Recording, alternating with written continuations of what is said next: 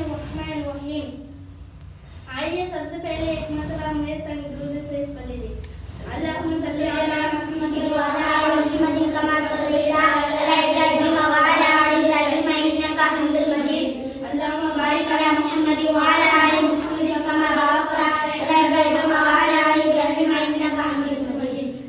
آج میری موضوع کا بیان ہے ولادت رسول.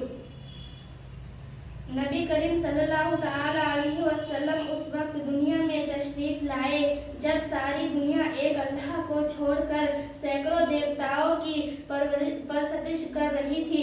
کہیں سورج کی پوجا ہو رہی تھی, کہیں چاند ستاروں کو پوجا جا رہا تھا, کہیں پانی کو پوجا جا رہا تھا, کہیں ہواؤں کو پوجا جا رہا تھا, کہیں پیڑ پودوں کو پوجا جا رہا تھا, کہیں آسمان اور بادلوں کو پوجا جا رہا تھا. آج سے 14.5 سال پہلے کا جائزہ لیا جائے تو معلوم ہوگا کہ اس دنیا میں انسانوں کی کمی نہ تھی. دنیا کے گوشے گوشے میں ابن آدم پھیلے ہوئے تھے. کوئی خطا یا چھپا ایسا نہ تھا جہاں انسان آباد نہ ہو, لیکن انسانیت کا جنازہ نکل چکا تھا. مروت نام کی کوئی چیز نہ تھی. آدمیت دم توڑ چکی تھی.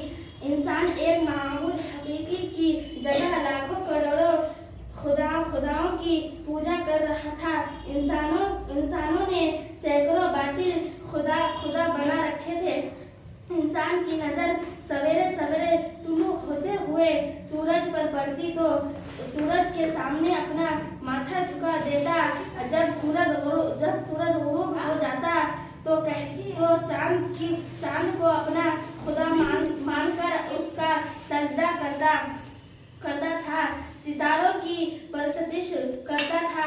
سمندر کی لہروں کو دیکھتا تو کہتا تو ہی میرا معبود ہے. اونچے اونچے سرب فلک پہاڑوں پر اس کی نظر پڑتی تو کہتا اے پہاڑ تو میرا معبود ہے. غرض یہ کہ خطائے عرب سے لے کر ہندوستان تک کفر گمراہی کے بادل چھائے ہوئے تھے. ہندوستان کی سرزمین پر 32 کروڑ معبودان باطل کی پرستش کی جا رہی تھی. حق تو یہ ہے کہ کنکر پتھر مچھر پیڑ پودے ہوا کو خدا مانا جا رہا تھا. یہ انسان ایک معبود حقیقی کی عبادت کرنے کے بجائے لاکھوں معبودان باطل کی پوجا کرتا تھا. اخلاقی طور پر انسان اتنا گر چکا تھا کہ سگی بہنوں سے شادی کی جا رہی تھی. بچوں کو بھینٹ چڑھایا جا رہا تھا. لڑکیاں دریاؤں میں ڈالی جا رہی تھی.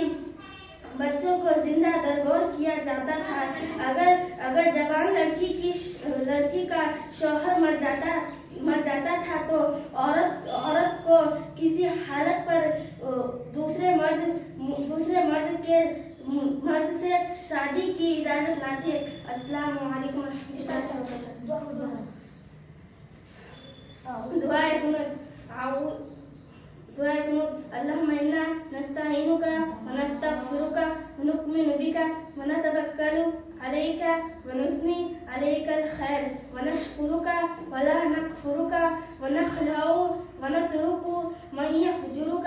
اللهم إياك نعبد ولك نصلي ونسجد إليك نسعى ونحفد ونرجو رحمتك ونخشى عذابك إن عذابك بالكفار ملحق.